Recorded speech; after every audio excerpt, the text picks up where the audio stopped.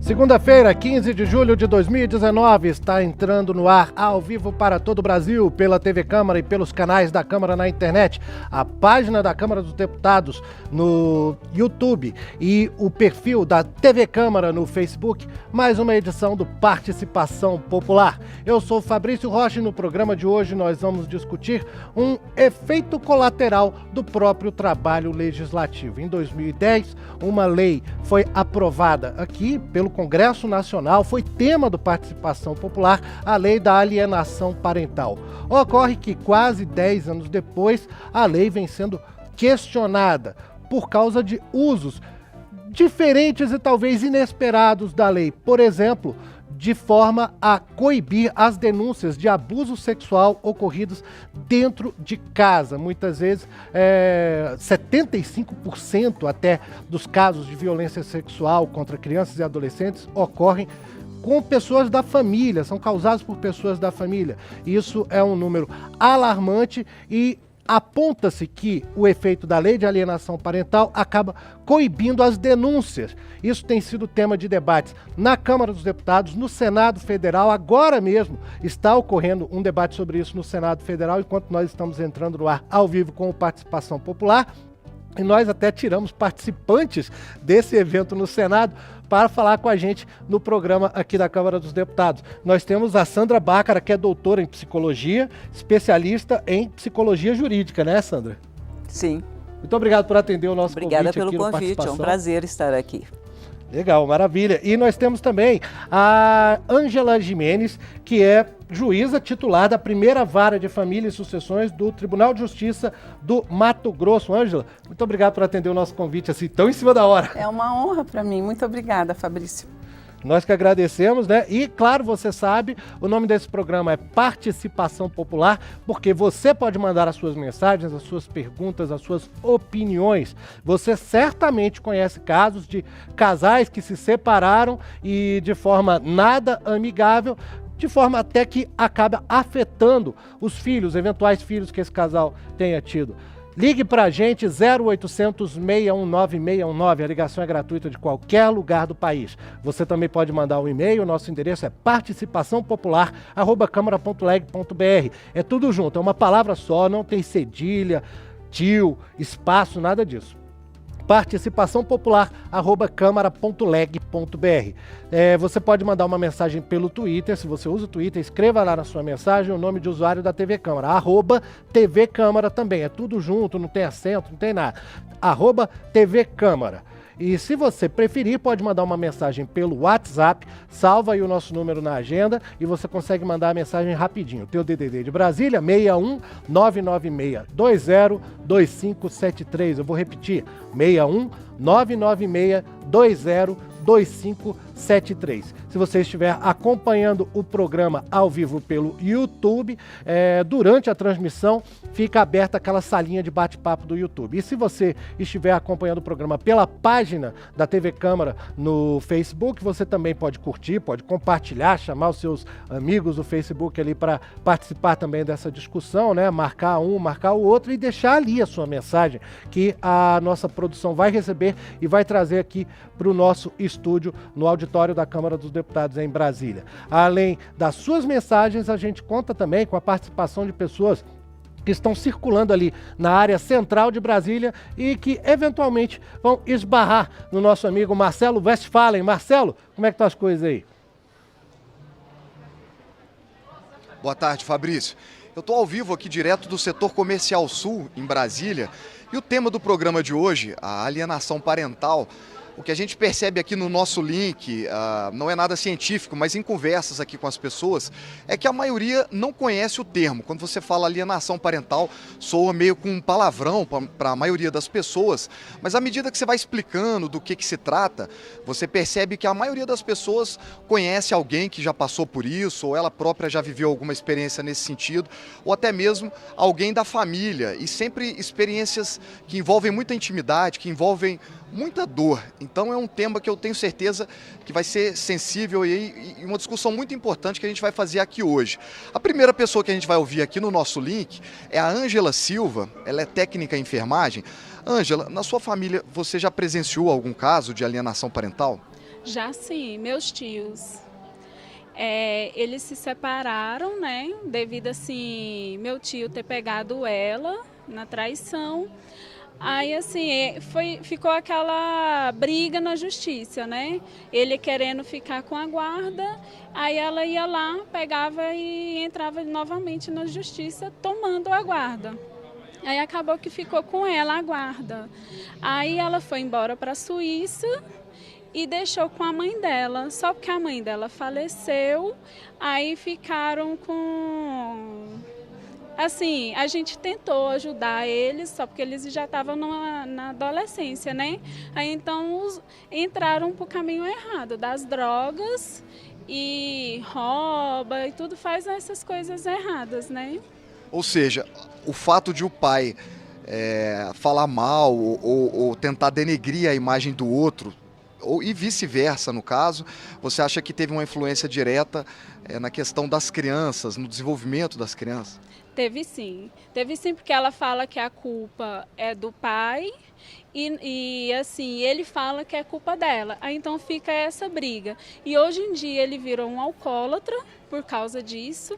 Ele não conseguiu assim se envolver com mulher nenhuma e assim os filhos dão muito trabalho para ele.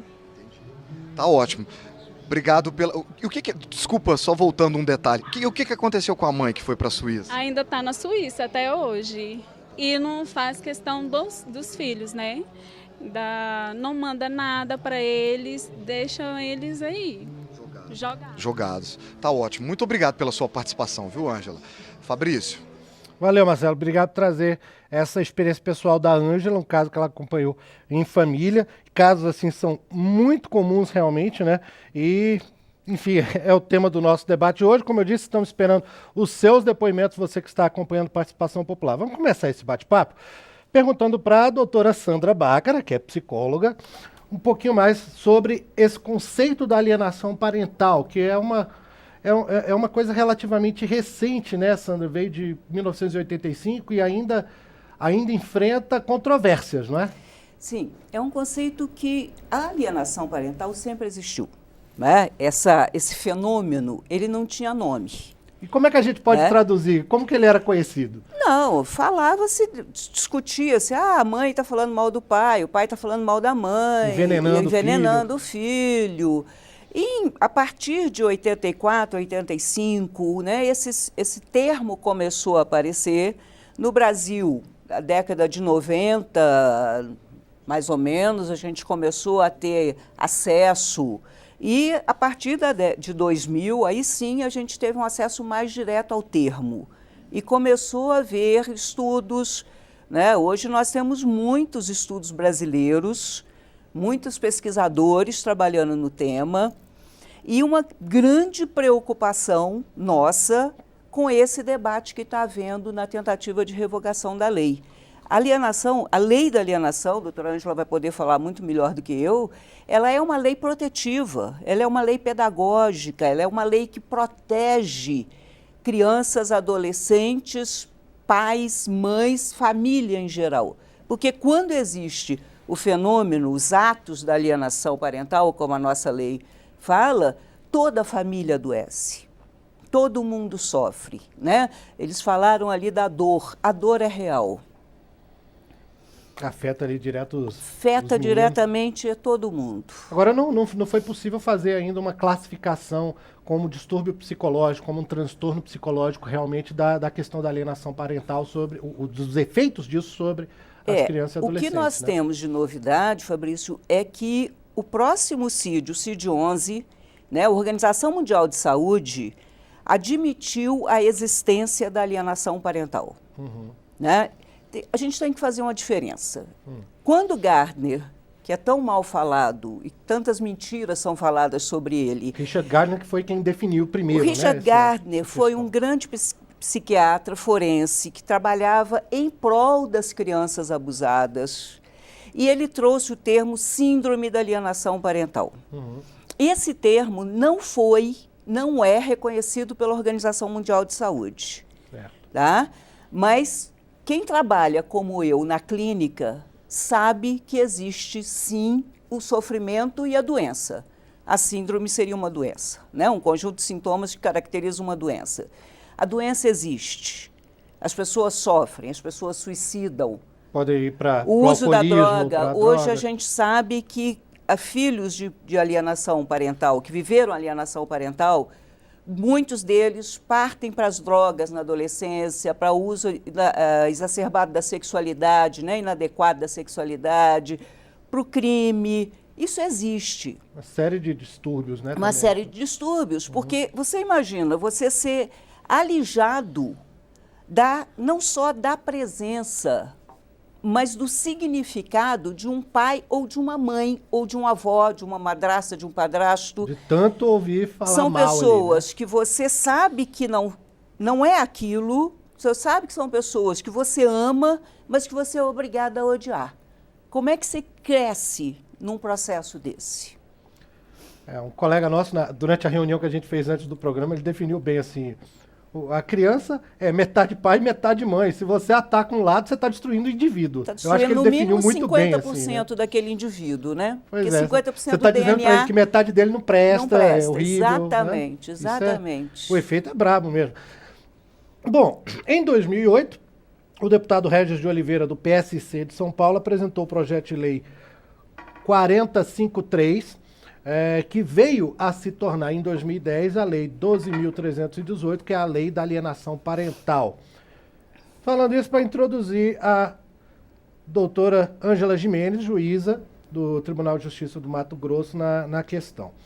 Veio a Lei da Alienação Parental, Ângela, que é até apontada como única no mundo, né? Parece que só no Brasil existe uma lei já sobre esse assunto, com diversos propósitos educativos até, né? Como a Sandra falou, mas agora ela está sendo criticada, existem iniciativas até para revogar a lei. Por que exatamente? Você poderia explicar qual é a dificuldade, o que houve de efeito colateral aí na lei? Pois não. Fabrício, assim, o que a gente percebeu na evolução do direito das famílias? Nós percebemos que quando há uma separação, um divórcio, a gente fica diante de uma situação de grande vulnerabilidade dessas pessoas, justamente por grande sofrimento. E algumas pessoas, não conseguindo elaborar bem a dissolução dessa união, acabavam utilizando os filhos como uma forma de atingir o outro genitor, ou o companheiro, o ex-marido ou a ex-esposa. E a lei de alienação parental, ela vem para trazer uma grande garantia para as crianças e para os adolescentes, que é a possibilidade da nossa população infanto-juvenil poder conviver com o pai, com a mãe, com a família extensa de pai e de mãe. Sem que fique na orelha dele, um dos lados ali, justamente, né? Que fique no meio desse campo de batalha, no meio desse conflito. Eu sei que algumas pessoas têm dito assim, olha, o Estatuto, o ECA, o Código Civil já trazem garantias para que a criança tenha convivência, a própria Constituição fala da convivência familiar, mas a Lei de Combate à Alienação Parental, ela é muito afirmativa. Ela trouxe medidas concretas que o juiz pode tomar para, de fato, fazer acontecer na vida essa convivência. Porque não basta que a gente diga que os filhos devem conviver tanto com o pai como com a mãe. Mas e quando saudável, isso... né? Justamente. Mas é muito bonito no papel ali, mas na prática... Isso, assim, e é importante que a gente tenha clareza que muitas vezes as mães, ou eu falo sempre as mães, porque ainda temos tradicionalmente no Brasil um número muito grande de mulheres que permanecem com a guarda dos filhos, apesar de nós já temos 2 episódios da lei que dizem que nas separações a guarda deve ser compartilhada. Então a criança deve ficar com o pai e com a mãe. Mas apesar disso, a gente ainda tem por parte do judiciário e também por essa cultura que acaba achando a mãe mais importante do que o pai na educação dos filhos, nós temos um número muito grande de mulheres que vivem numa situação que a gente diz de monoparentalidade, ela e os filhos. E essa é uma situação muito difícil. Por quê? Porque muitas vezes essa mãe que fica totalmente sozinha com os filhos, não aceita bem a separação, porque nós temos um outro mito na nossa sociedade, que é o mito do amor eterno. As pessoas casam para viver para sempre juntas, e essa separação ela vai acontecer um dia, nem que seja pela morte. Então a gente não se prepara para esse momento de separação. E quando isso acontece, as pessoas se deparam com uma grande frustração.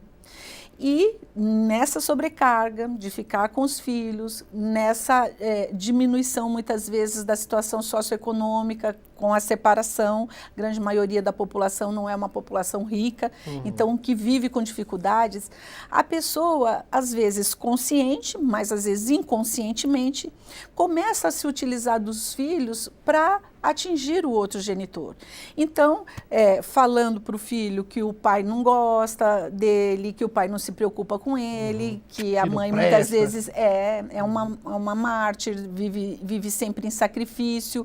E essa situação de pressão sobre os filhos tem trazido e tem demonstrado, a doutora Sandra vai falar sobre isso com certeza, grandes dificuldades no desenvolvimento pleno das nossas crianças e dos nossos adolescentes.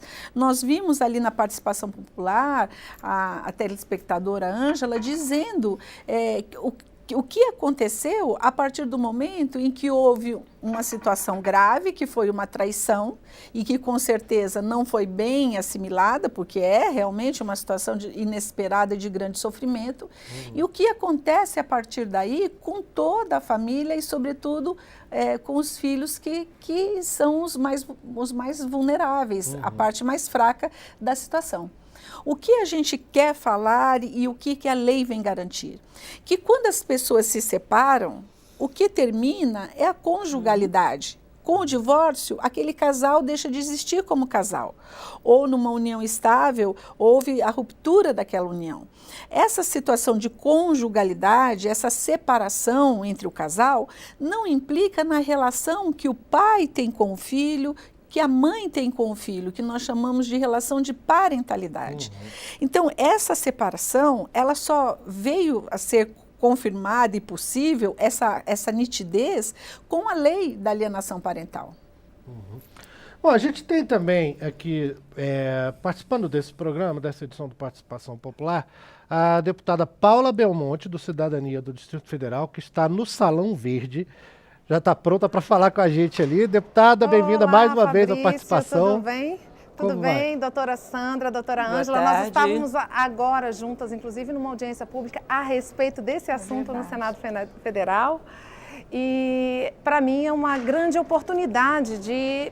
Assim, nós estamos ainda num momento, assim, estudando realmente o que a gente pode melhorar nessa lei, ou, como foi dito aí, existe uma proposta de revogação.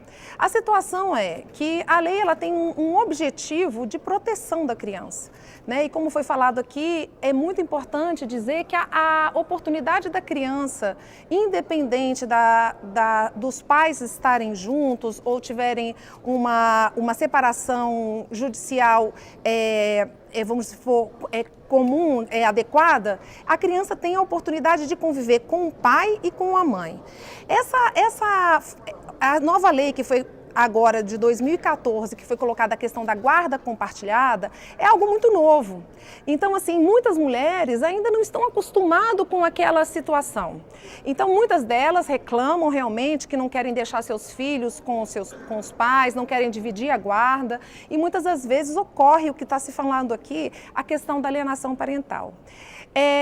O excesso de zelo. E eu acho que nós aqui, como legisladores e o judiciário, ele tem que deixar a criança exercer o seu direito da convivência entre o pai e a mãe. Mas o que acontece hoje, muito pequeno, eu quero dizer o seguinte, que a partir do momento que eu comecei a tomar conhecimento disso, eu fui chamada para ser relatora de um projeto que está acontecendo aqui na casa também, na casa da Câmara Federal, eu comecei a perceber o seguinte, que existe um tanto de mulheres numa situação fragilizada, que é tirada a guarda dessa mãe, se passa para o pai e essa mãe ela só vai ver o seu filho em uma visita supervisionada. E muitas das vezes ela alega que a criança foi tirada da guarda dela, ela acusa o pai de abuso sexual e muitas das vezes foi tirada e foi entregue para o abusador. Se aquilo é real ou não é real, não cabe mim julgar aqui nesse momento. Cabe o quê? A gente procurar proteger essa criança. E eu acho que esse é o ponto. O ponto do quê? De que muitas das vezes as mulheres, e que são as maiores reclamações em relação a essa lei, que ela fica numa fragilidade da inversão da guarda sem o devido cuidado. Quando nós falamos aqui de uma realidade de Brasília ou de grandes capitais, eu tenho certeza absoluta que o judiciário tem todos os meios. Aqui em Brasília, por exemplo, eu tive lá no Ministério Público, tive com a Defensoria Pública, nós temos todos os meios para poder atender aquela criança, fazendo um estudo psicológico, inclusive vendo a família, a mãe, o pai. Agora, quando a gente vai falar dos municípios, que é a grande realidade, essa realidade não é tão comum. E muitas das vezes a alienação parental, eu mesmo tive um caso na minha própria família, que uma irmã me separou e o meu cunhado, por uma questão financeira, de pagamento de pensão, ele falou que a minha irmã estava cometendo alienação parental. Então, assim, é utilizada a lei, utilizada de uma maneira errada.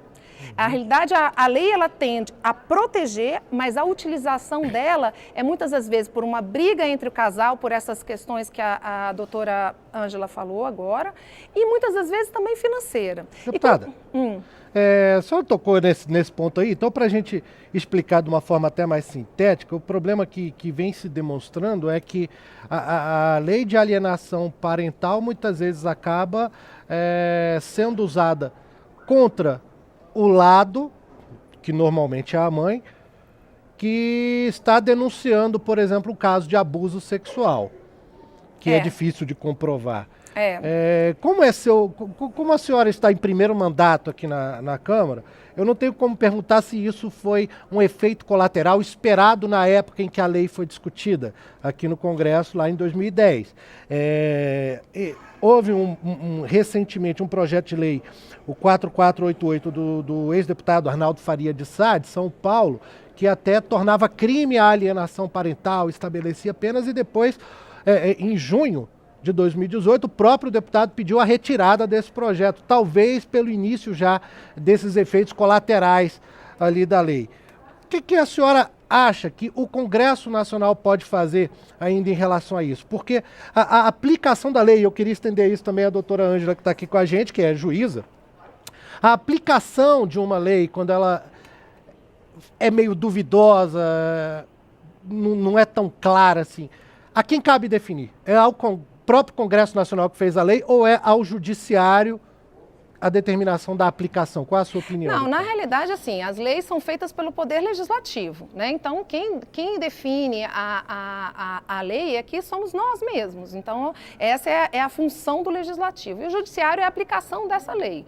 O que eu vejo é que quando ela foi colocada em 2010, ela não foi amplamente discutida.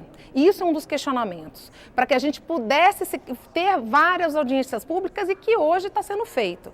Hoje nós temos audiências públicas aqui na Câmara Federal, nós temos audiências públicas no Senado Federal, com essa mesma proposição de estarmos vendo a melhor maneira da criança estar e do adolescente estar protegido. O mais importante que eu vejo é o quê? É que a criança ela tem o direito da convivência com o pai e com a mãe. E muitas das vezes, quando acontece, o juiz fica numa situação muito delicada, porque às vezes existe uma mãe acusando o pai de abuso sexual, não é comprovado e aí o pai acusa a mãe de alienação parental. E muitas das vezes o juiz tira a guarda da criança e coloca para aquela mãe. Eu fico imaginando uma situação do juiz, com certeza ele fica numa encruzilhada ali. Deputado, vamos perguntar então aqui para a juíza Ângela como é que é esse tipo de situação. Ângela, e assim, qual tem sido o posicionamento, se é que já há algum, dos tribunais superiores em relação a isso? Pois sim, veja bem, por que tudo isso, depois que a lei foi editada, por que essas discussões começaram?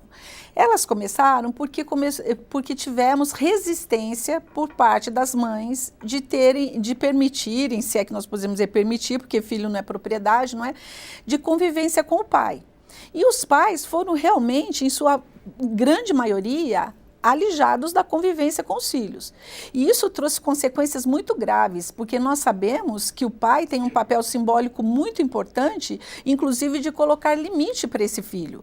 E a partir dessa ausência paterna, nós já estamos diante de 2 gerações de adolescentes com graves conflitos com a lei, né, os chamados adolescentes infratores, jovens que têm dificuldade de se comportarem socialmente, e nós hoje temos estudos que demonstram que foi nitidamente por uma ausência paterna nas fases de desenvolvimento desse ser humano. Até por causa desse problema que foi criada essa lei, né? Isso, para garantir. Acontece que qual a coisa mais grave que pega os nossos corações, a nossa alma, para que a gente queira tomar uma medida imediatamente? A questão do abuso sexual.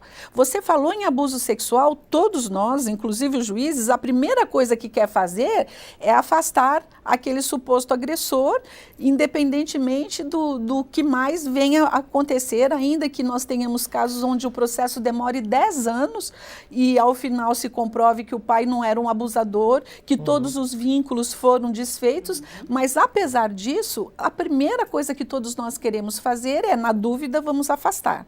Agora, por que tem acontecido, então, esses casos, Angela, de que, já que não tem como provar ali, por alguma razão, não se consegue provar o abuso sexual, imediatamente já se coloca uma situação de alienação parental e a guarda é invertida? Alguns casos têm ganhado noticiário até por isso. Não é imediatamente. Isso. Desculpa. Não, claro, não é imediatamente. Essa é uma grande falácia. Esse tem sido um argumento para revogar a lei. Hoje, durante a audiência pública, a gente tentou demonstrar que existem 1000 fases dentro desse processo de verificação. Quando chega um pedido de modificação de guarda ou de inversão, o juiz faz audiência de justificação, o juiz determina estudo social para olhar o contexto que aquela criança está vivendo, estudo psicológico, porque nós, juízes, nós estamos acostumados a vermos provas concretas. Essa questão da subjetividade, essa questão que passa pela essência humana, pela alma humana, é da área da psicologia. Por isso não tem como trabalhar na área de família sem o auxílio do psicólogo e do assistente social que nos traz esse contexto familiar. O juiz pode fazer audiências de conciliação, audiências de mediação. Nós temos também as oficinas de parentalidade que encaminhamos esse ex-casal ou esse casal em conflito para entender essa dinâmica pós-divórcio. Nós temos, por exemplo, constelações familiares, até que se chega à audiência de instrução, onde o juiz vai olhar todas as provas, ouvir vizinhos, ouvir parentes, ouvir a escola, colher as alegações para ouvir a criança através de uma oitiva especial. E eu quero dizer desde já que o Brasil tem oitiva especial por lei. Não é verdade o que está se argumentando, que as crianças não são ouvidas com essa escuta especializada, para só depois disso se tomar uma decisão. Então, só para concluir, me parece bastante complicado as pessoas virem dizer que logo no princípio que foram injustiçadas e que perderam. Eu não quero dizer que não possa ter havido algum erro, mas isso é muito pontual, isso não acontece de forma precipitada, isso é uma desqualificação do Poder Judiciário, é de verdade uma injustiça que se faz com uma instituição importante da democracia brasileira, que é o Poder Judiciário. Longe de querer encerrar e concluir esse raciocínio, que a gente vai voltar nele, é porque o Marcelo Oeste estava chamando a gente lá no centro de Brasília com mais uma participante aí para o nosso programa. É isso, Marcelo? Isso, Fabrício. Vamos com mais participações populares aqui, mas só para dar uma situada, os dados a respeito da alienação parental não são muito certos, mas segundo o Tribunal de Justiça de São Paulo, só em São Paulo, no ano de 2017, nós tivemos mais de 2.300 processos envolvendo denúncias de alienação parental, para a gente ter uma ideia da quantidade de pessoas, de famílias que estão enfrentando esse problema. Eu estou aqui com o Arão Andrade, que é servidor público, e o caso dele é bem complexo. Né, Arão? Como é que foi a sua situação depois que você se separou? Boa tarde. Paz, foi uma situação muito delicada, muito difícil. Eu passei aí aproximadamente uns de 10 até 15 anos nesse sofrimento aí. Porque a minha ex-mulher, por nada desse mundo, me deixava em paz. Né? Entrava na justiça, a pensão era paga normalmente, tudo certinho, graças a Deus. Eu chegava das viagens de trabalho, ficava meses fora. A hora que eu chegava para ver a menina, ela até escondia a menina, pegava férias do trabalho, levava para outro estado. Então eu passei muita dificuldade nesse período, né? Ainda bem que eu tenho a minha mãe, né, que segurou toda a onda, que fazia todo o meio de campo ali para não deixar a menina se afastar do pai. E a conclusão desse processo, como é que está hoje a sua filha, a sua relação com ela? Minha filha hoje tem 17 anos, né? É um relacionamento de pai e filho muito bom, fica até assim emocionado, né? Minha filha mora em São Paulo, Lorena, e hoje, graças a Deus, muito bom, e nas férias ela quer vir ver os outros irmãos, e futuramente ela quer morar com o pai e com os outros irmãos. Perfeito, muito obrigado, Arão. Fabrício, como eu disse no início do programa, é um tema sensível, mexe muito com a dor das pessoas, né? Felizmente o caso do Arão terminou bem, mas infelizmente nem sempre é assim, né, Fabrício? É verdade. Marcelo, agradeço aí ao Arão, é perfeitamente compreensível a emoção dele. Para a gente que está ouvindo a história já é emocionante, imagina para as pessoas que passaram por isso e estão relembrando o caso. A gente está até recebendo algumas mensagens. A Daniela de Mogi Guaçu, São Paulo, mandou para a gente pelo WhatsApp o depoimento dela. Meu ex-marido me traía com outros homens, era muito agressivo. Tinha Maria da Penha para ele não se aproximar de mim e meu filho. Daí ele me internou em uma clínica psiquiátrica forçadamente e me fez assinar divórcio. Eu perdi tudo, inclusive a guarda do meu filho. Hoje ele faz alienação. Eu não tenho mais acesso ao meu filho e preciso de ajuda. Eu sinto falta dele. Ele me internou estando com Maria da Penha. Estou tentando estar próxima do meu filho, mas não consigo mais. E o pai é do Mato Grosso do Sul. Está aí o depoimento da Daniela. E a Aline Oliveira, pelo Facebook, comentou: o tema é muito importante, deve ser levado para o espaço da escola, de grupos, diversos espaços e possibilitar a orientação das partes envolvidas.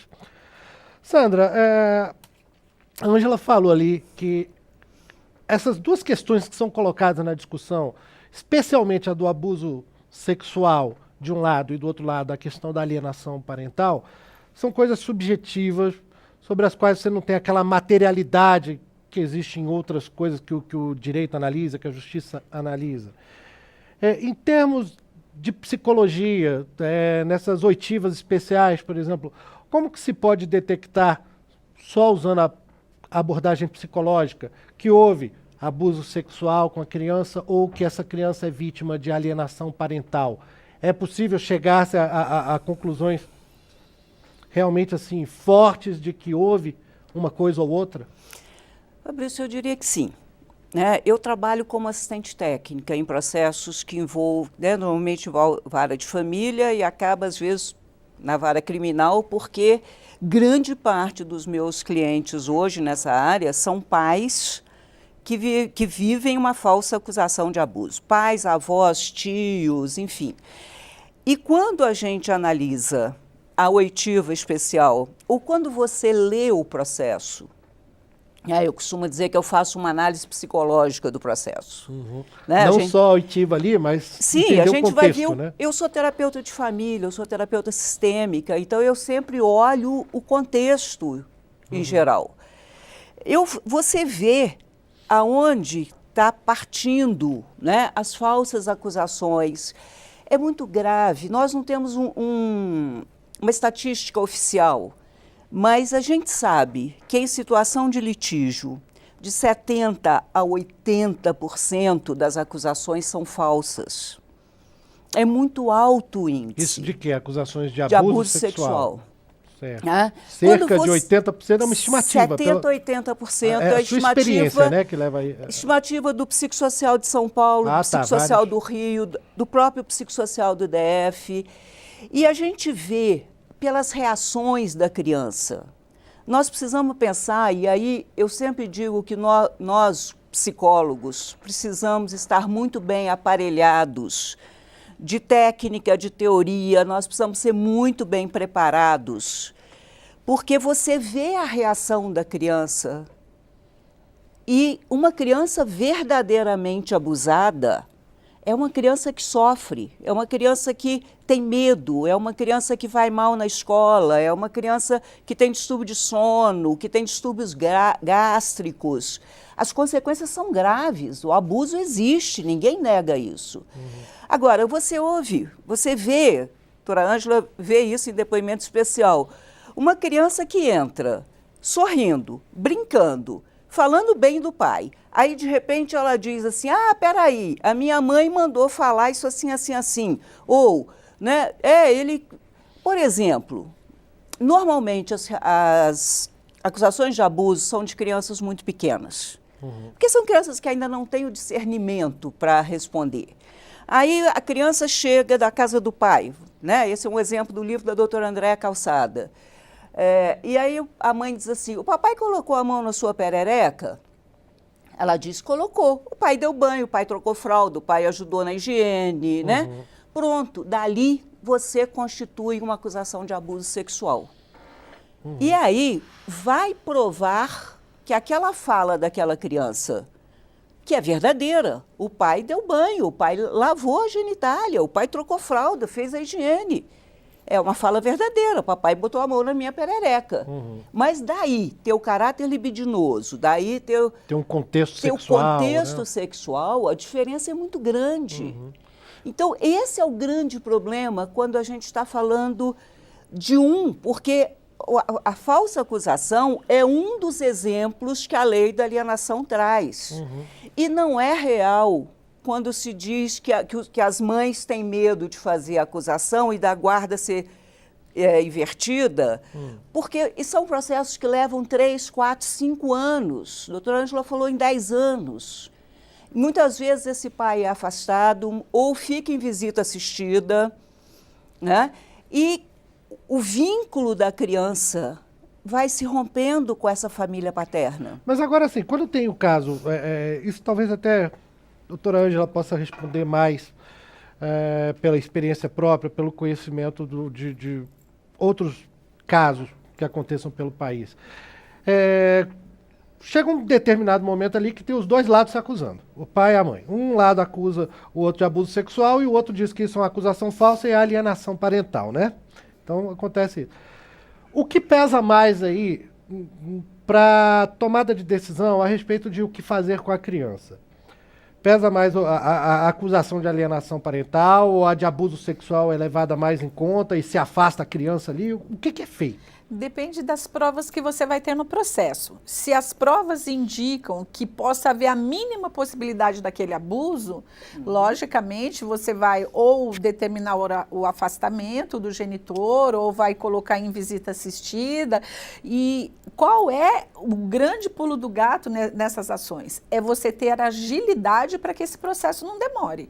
Porque o tempo é o maior aliado da alienação parental e do sofrimento das crianças. Tanto no aspecto policial quanto no próprio judiciário tem que correr com isso. Justamente, você tem que correr com isso e, aliás, a lei de alienação parental foi muito sábia porque ela coloca essas situações como tendo que ser em regime de prioridade. A lei diz ao juiz, olha, você tem que colocar esse processo como sua prioridade. Então, a gente precisa ter agilidade, fazer todas aquelas fases que eu te disse, buscar laudos e examinar. Porque, assim, nós não estamos diante de uma posição partidária. você é a favor do afastamento do abusador ou você é a favor do afastamento do alienador? Nós temos que ter a visão de que o melhor para a criança é não ser violada em nenhum dos seus direitos. E isso depende muito da análise caso a caso. Caso a caso. Por isso que a gente reforça muito que o papel do judiciário é muito importante e por isso o apoio que as outras áreas, né, a área psicossocial nos traz e o próprio trabalho do Ministério Público, que nós chamamos na Justiça de curador da infância, né, que vai ser quem vai zelar por esse direito das crianças, essas participações são muito valiosas. Então, o juiz tem que ser rápido, realmente, se há indícios de abuso, tomar medidas urgentes e também se percebe que há uma manipulação daquelas informações, também da mesma forma tomar as medidas urgentes para evitar que o vínculo parental seja desgastado. Agora, podem existir situações extremas que a criança não tenha que ficar nem com o pai e nem com a mãe durante todo o transcorrer do processo, porque por mais rápido que ele seja, ele precisa ser profundo. Nós estamos falando de situações muito especiais e significativas para a existência humana e a criança tenha que ficar com um avô, com uma madrinha e que isso seja colocado para que o processo siga em harmonia. Mas são casos extremamente especiais, excepcionais, quase sempre a gente consegue que o processo continue garantindo que tenha a convivência dos dois e que a verdade apareça. Sempre protegendo a criança, é claro.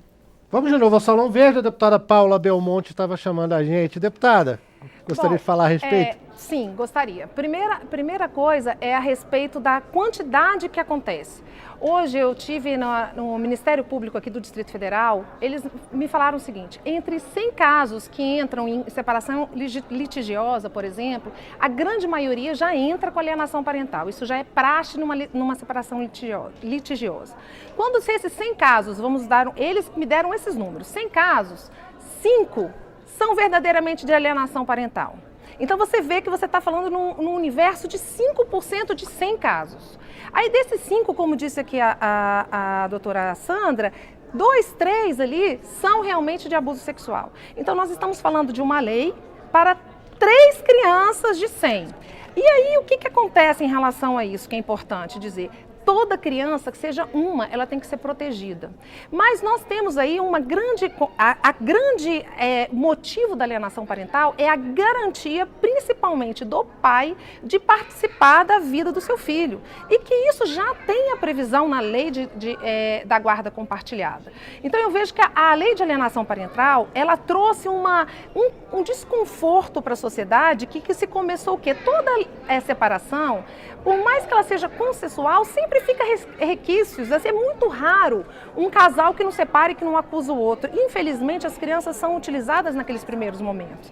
Então, o que acontece hoje na lei uso de alienação parental? Acaba que ela incentiva o pai ou a mãe cometer isso para que um dos dois sejam prejudicados. Então a criança fica ali vulnerável. Eu vejo que nós temos que dar fortalecimento para a lei da guarda compartilhada, para a responsabilidade de ser pai e de ser mãe, porque muitas das vezes é como se tira uma criança da convívio, como foi dito no primeiro caso, do convívio da mãe ou do convívio do pai, aquela criança sofre muito e por muitas das vezes de uma acusação que não se poderia se resolver, como disse aqui a doutora Ângela, com uma constelação familiar. Agora, essa realidade, como a doutora Ângela disse, é uma realidade que é muito mais rápida do que se imagina, não se leva 10 anos, às vezes um processo dura muito menos até que 1 ano. E a realidade do quê? Que existe sim uma lei que todas as crianças são escutadas. Mas infelizmente nós estamos sabendo que muitas das vezes falta esparadrapo dentro de um SUS. E imagina faltar um psicólogo dentro do sistema judiciário. A gente não pode colocar que essa realidade que nós vivemos aqui no Distrito Federal ou em realidade nas grandes capitais aconteça no município. Então o importante é nós estarmos deixando a criança protegida e que ela tenha total direito da convivência com o pai e com a mãe, mas não fazendo da lei, usando a lei como uma utilização para que o pai ou a mãe utilize para machucar, para atingir um pai e uma mãe. Então, eu vejo que essa lei, ela na realidade, ela traz mais problema do que solução. E nós já temos leis eficientes. Nós temos a lei do compartilhamento, da guarda compartilhada, nós temos o ECA, nós temos a Constituição, e que essas crianças, nós temos o Código Civil, nós temos o Código Penal, e essa lei ela está trazendo um transtorno muito grande. Por quê? Porque muitas das vezes, isso eu tenho papéis para provar, que essa inversão da guarda é feita sem oitiva da criança, sem todos esses trâmites. Deputada, desculpa, eu vou interromper e vou me permitir questioná-la. Eu trabalho com essa área há mais de 15 anos. Eu fui uma das pessoas que fez lobby dentro do Congresso pela lei. E eu participei de audiência pública. Nós tivemos grandes audiências públicas em 2009, em 2010, para discussão da lei.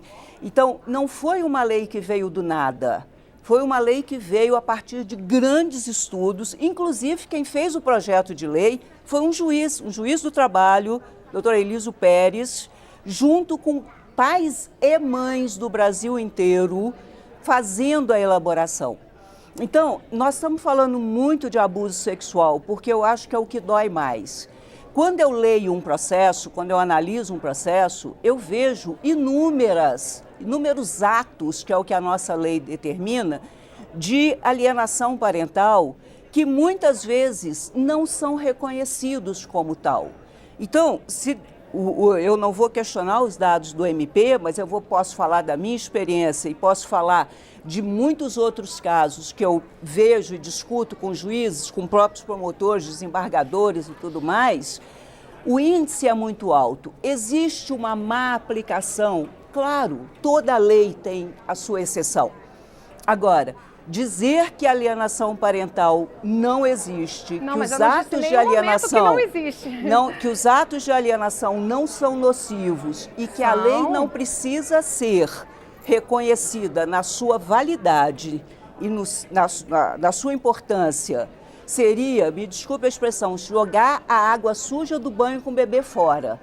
Nós precisamos dessa lei, sim, e essa falácia ela é a única lei que existe no mundo, mais ou menos.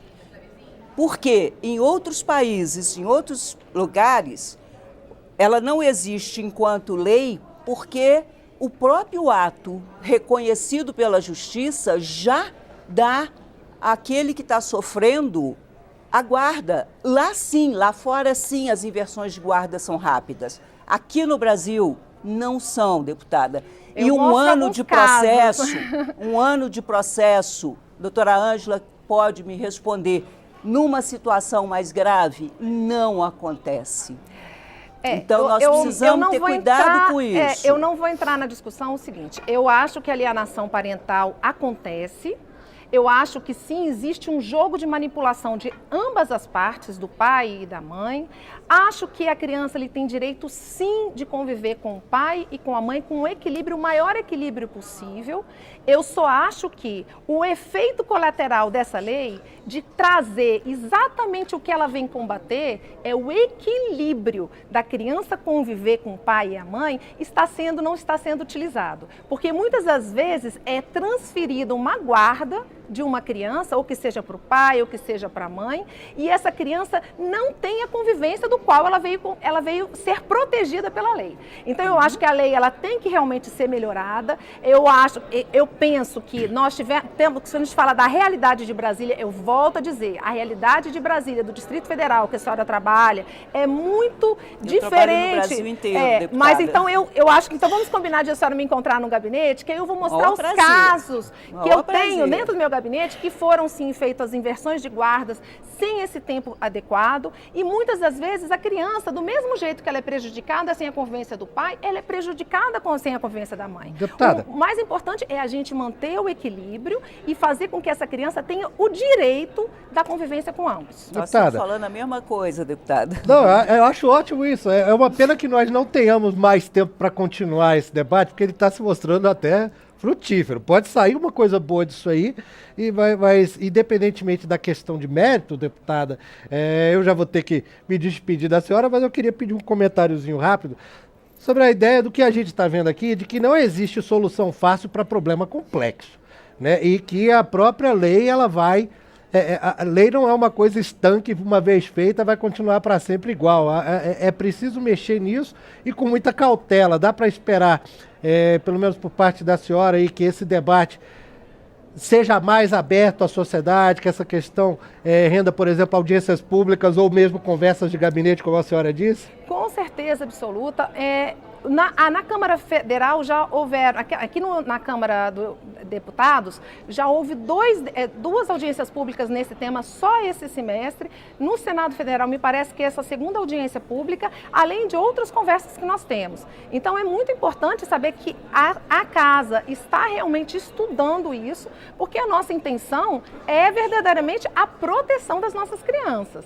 E a proteção das nossas crianças significa o quê? Exatamente a convivência com o pai e com a mãe, da melhor forma possível, da melhor forma adequada possível e segura possível. Deputada Paula Belmonte, do Cidadania do Distrito Federal, muito obrigado por ter nos cedido um pouquinho do seu tempo. Muito aqui grata com a gente, mais uma vez, popular. Fabrício. Conte comigo. Muito obrigado. Grata, Grande abraço para a Sandra, senhora. grata, Ângela. Obrigada, deputada. Beijo, obrigada. Bom trabalho aí, deputada. Bom, a gente realmente está chegando no finalzão do programa, mas chegou uma pergunta aqui que eu vou passar para vocês para a gente responder rapidinho. Mas antes, vamos ao centro de Brasília de novo, porque o Marcelo Oeste estava chamando já com mais alguém aqui para o programa, né, Marcelo? Beleza, Fabrício, nós estamos chegando ao final do programa, minha última participação hoje, e eu queria falar com a Maria Silene, que é vendedora, que eu acho que ela vai trazer uma mensagem um pouco diferente. Silene, quantos filhos você teve com o seu ex-marido? 4. 4 filhos. Quer dizer, um casamento com 4 filhos chegou ao fim, e você me diz que, mesmo assim, você tenta preservar a imagem do seu ex-marido para os seus filhos? Sim, sempre faço isso, porque não é vantajoso para mim nem para ele degrinir a imagem dele para os filhos, né? Porque as crianças crescem, né? Tem outra mentalidade e também fica feio para mim também, né? Ficar degrinindo a imagem dele também, né? Entendi. E como é que está o contato dele com os filhos? Ele se afastou? Como é que tá? Ele deu uma afastada depois que ele teve um outro relacionamento, ele deu uma afastada. Mas assim, muito difícil assim ele ter contato realmente com os filhos. Mas os filhos, no decorrer dos anos que vão crescendo, também deixaram para lá também. Você está defendendo, então, que o importante é manter o respeito, né? Mesmo apesar da separação. Muito obrigado pela sua participação. Fabrício. Legal, Marcelo. Foi bom a Maria Silene ter contado essa história dela, né? A questão do respeito ali, responsabilidade até pelos pais. Agora chegou pra gente uma questão pelo WhatsApp, da Cleide, do Recife, que é uma questão importante, que a gente pode tentar dar uma resposta bem rapidinho aqui, eu acho que ainda dá tempo. O que um cidadão comum pode fazer quando souber que uma criança está sofrendo com alienação parental? Como agir para cuidar das crianças? Alguma de vocês poderia responder? Assim, buscar ajuda psicológica e buscar ajuda da justiça.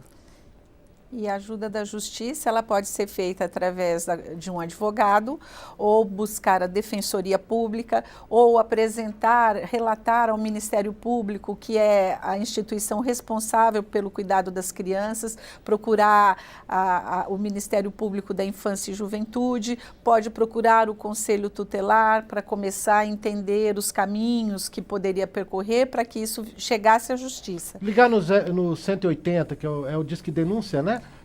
Também é um caminho? Porque isso tudo, às vezes, parece muito distante da população, né? Eu penso que talvez a forma mais rápida seja o Conselho Tutelar, porque é o que está ali na comunidade. E é muito eficiente. E o Conselho Tutelar, ele tem como responsabilidade levar essa pessoa à Defensoria Pública ou ao Ministério Público, que é quem poderia iniciar toda essa investigação e toda essa rede de proteção. O próprio Conselho Tutelar aciona as autoridades necessárias, rede, né? Justamente. Isso então, no seu bairro, você vai ter um conselheiro tutelar responsável. É importante, até se for possível, que ao final ou numa próxima matéria, a gente pudesse passar esses telefones dessa rede de apoio, onde as pessoas poderiam buscar essa ajuda, porque realmente as crianças crescem e nós precisamos ser rápidos. É verdade. É uma pena que a gente não possa continuar esse papo, que passou muito rápido, quase 1 hora já de duração, né? Pelo que eu estou vendo no reloginho ali na tela. Quase 1 hora de duração, passou voando porque o assunto estava bom. Doutora Sandra Bácara, psicóloga, especialista em psicologia jurídica, muito obrigado por ter estado com a gente no Participação Popular. Obrigada, é sempre um prazer e estou sempre à disposição. Maravilha, vamos aproveitar essa disposição, eu espero. Ângela Gimenez, juíza titular da Primeira Vara de Família e Sucessões do Tribunal de Justiça do Mato Grosso. Pena que você não fique em Brasília aqui o tempo inteiro para a gente também aproveitar a sua disposição. Muito obrigado por ter vindo. Muito obrigada, mas eu venho sempre para cá, Fabrício. Olha, eu que agradeço imensamente, trago um abraço de Mato Grosso a todos e quero aproveitar a grande audiência que nós temos aqui no programa para dizer que a gente acredita que os deputados federais e os senadores não revogarão a lei. Se alguma mudança for necessária para beneficiar ainda mais as nossas crianças, que sejam feitas essas adequações. Mas que a lei, que é uma lei afirmativa e protetiva, não seja revogada, porque seria um grande retrocesso de todo o nosso coração. Em vez de destruir, é melhor aperfeiçoar. Vamos aperfeiçoar. Claro, tomara, é assim que a gente vai andando para frente. Espero que realmente seja dessa forma. Muito obrigado às duas e muito obrigado a você que entrou em contato com a gente durante essa edição do Participação Popular. Teve um monte de mensagem que chegou aqui, mas não dá tempo para debater. A gente vai encaminhar para as nossas convidadas aqui. Se possível, vocês puderem entrar em contato, responder as pessoas, seria interessante, tá bom? Muito obrigado pela audiência. Eu sou Fabrício Rocha, um grande abraço. A gente se fala, a gente se vê. Tchau.